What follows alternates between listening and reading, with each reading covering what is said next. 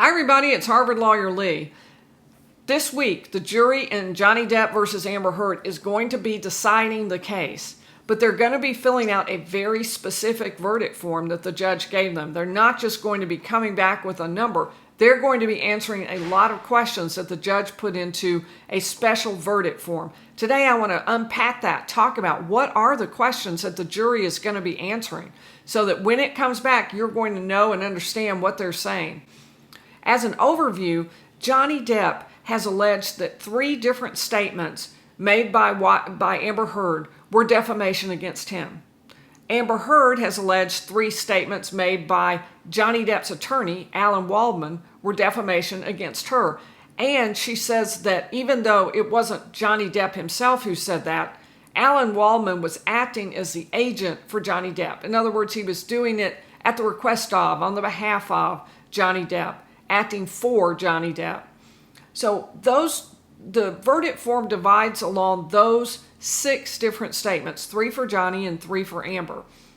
It also talks about what the level of proof is, and then it talks about damages. Those are the 3 big sections of it. So let's talk specifics about what the verdict form says. For Johnny Depp, there are 3 statements that are important and that he claims are defamation. The first one is, these are all related to the Washington Post. The first one relates to the online edition of the 2018 op-ed that Amber Hurd published in the Washington Post. And the first allegation or statement is, I spoke up against sexual violence, which I'll call SV from now on, and faced our culture's wrath. That has to change.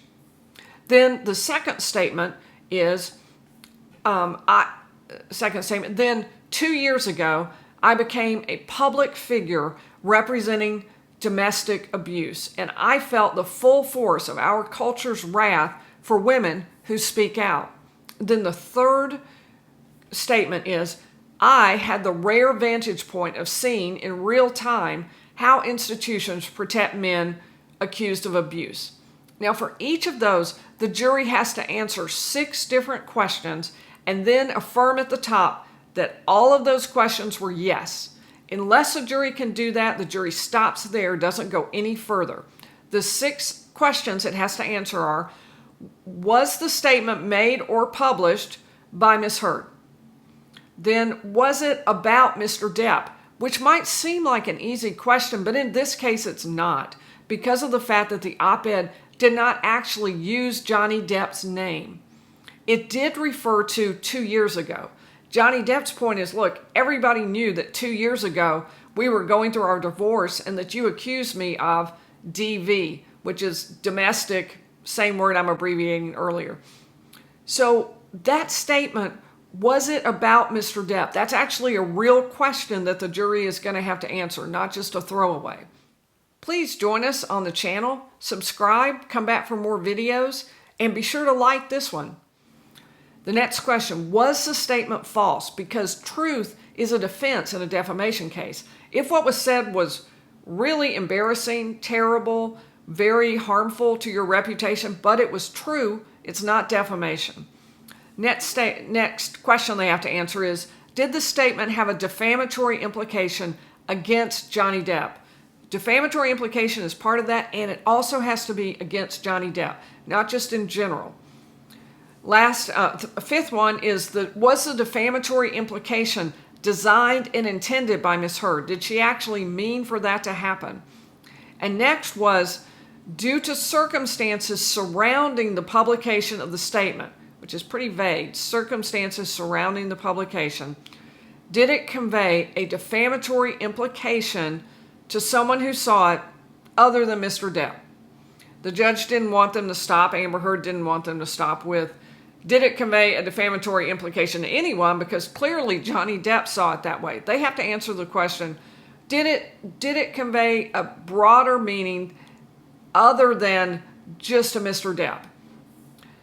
So if the jury answers yes to all of those questions, then it asks this next question, and this is about the burden of proof. Did Mr. Depp prove his case by clear and convincing evidence that Ms. Hurd acted with actual malice? Now, clear and convincing evidence is a pretty high standard, especially for a civil case. In a criminal case, of course, we have beyond a reasonable doubt. That's a very high standard because it's a criminal case. Civil cases are usually decided by the standard of preponderance of the evidence. That means that the jury just has to decide more likely than not, that chances are, probably 51%. That's the standard in a civil case. But in this case, it's a higher burden of proof, clear and convincing evidence. Then the jury also has to decide that Johnny Depp proved that Amber Heard acted with actual malice. What that means is knowledge that the statement was false, that what she was saying was false, or reckless disregard about it. Didn't really care. Completely reckless about whether or not it was false.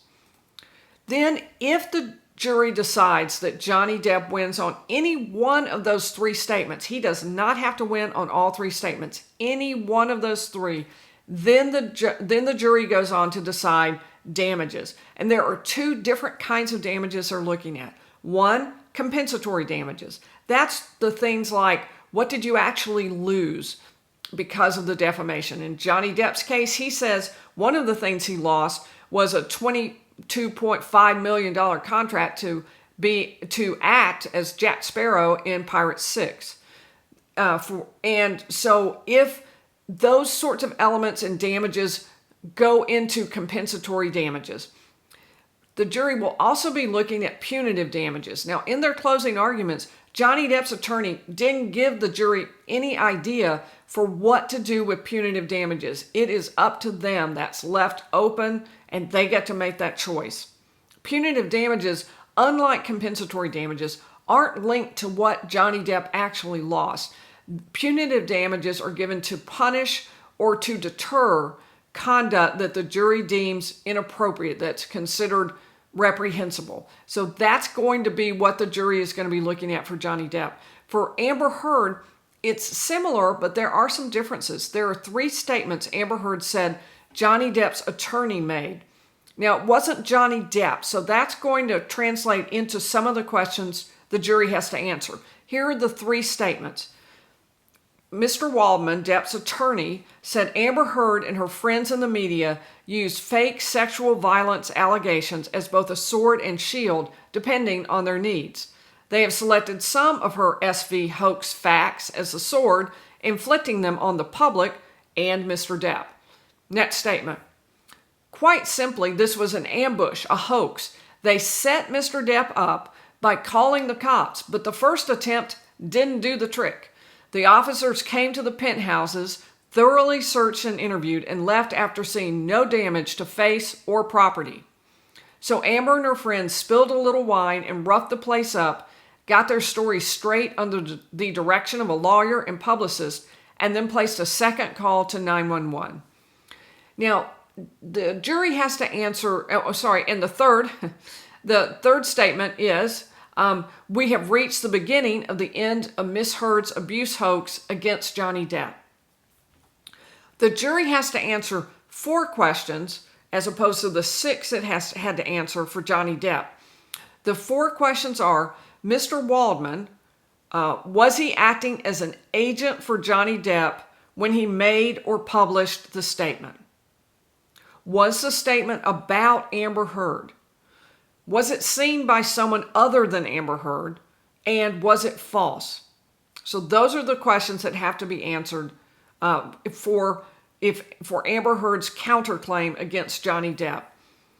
Again, the standard, clear and convincing evidence, and that the statements were made with actual malice. If the jury gets to the damages portion for Amber Heard, again, they're going to look at compensatory damages and punitive damages.